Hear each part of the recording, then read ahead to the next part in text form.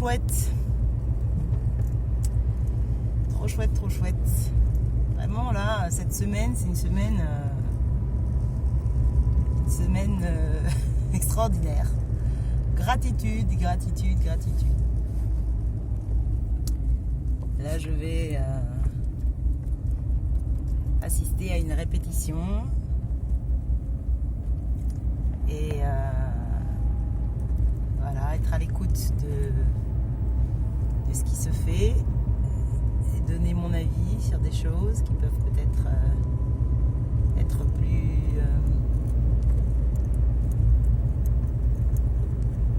plus harmonieuses. Voilà, pour un joli projet de femme. Donc je suis très très heureuse, de ces retrouvailles qui se profilent. Et voilà, en plus, j'ai de la route. Je me rends compte que j'ai beaucoup été fatiguée au dernier trimestre d'être beaucoup sur la route. Et là, je me rends compte que c'est vraiment des trajets choisis. J'ai fait un peu de ménage, comme je le disais, j'avais besoin de ralentir, donc j'ai aussi réduit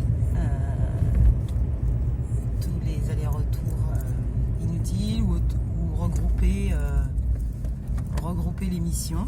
Donc ça, c'est vrai que c'est vraiment chouette parce que du coup, c'est à chaque fois le plein quand je vais quelque part.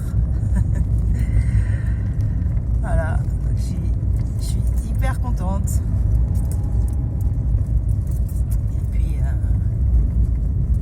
puis je trouve que la route, ça dépend de comment on le prend, mais a une dimension pour moi méditative. J'avais parlé du repassage dans un Tu parles trop, mais pour moi il y a aussi... en tant que maman solo, ce qu'il faut savoir, et puis bon, le truc aussi, c'est que je parle souvent du fait que je suis maman solo, mais ce que je devrais ajouter, c'est que je suis maman solo d'un seul enfant. Et donc ça, c'est vrai que ça crée une particularité dans l'histoire de la fusion et dans l'histoire du manque de temps pour soi, parce que quand il y a une fratrie, il faut effectivement gérer les conflits dans la fratrie et tout ça, mais il y a quand même... le monde des enfants, le monde des adultes et les enfants qui s'occupent aussi entre eux, quoi. Il y a vraiment ça aussi. L'enfant unique, il compte aussi beaucoup sur l'autre pour être avec lui, être en présence, même si Junior est très très indépendant et puis aussi il a beaucoup d'initiatives tout seul pour s'occuper. C'est vraiment un enfant qui est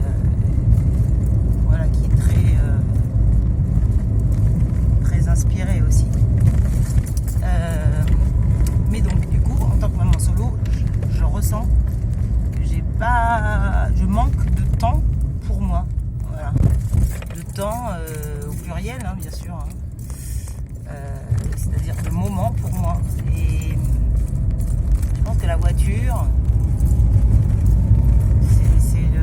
les trajets, c'est le moment où j'ai ce temps. Après, bon, ce qui est pas bien niveau écolo, c'est que je suis seule dans ma bagnole. Franchement, il faudrait que je prenne des gens en covoiturage ou que je sois moi-même dans une voiture avec d'autres personnes, hein, plutôt que... Mais en tout cas, tous ces trajets que je fais seule, ce sont des moments de méditation, des moments de réflexion, puis des fois, ça peut être aussi des moments de contemplation en fonction des paysages.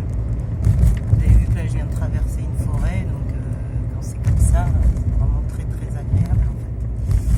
Voilà. Et donc effectivement il y a vraiment toute cette dimension de temps avec soi-même,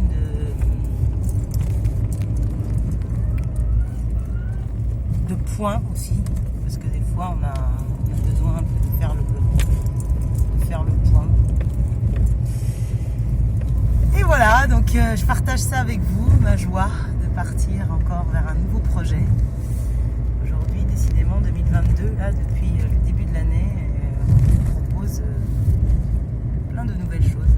J'ai vraiment l'impression, sans vouloir me répéter, que c'est une année pour moi qui va être une année de renouveau artistique,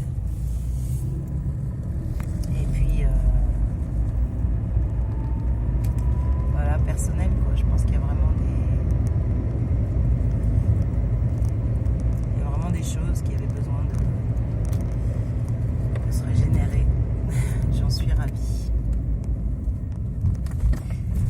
Et si vous n'avez pas le soleil là où vous vous trouvez, eh bien, emplissez-vous de cette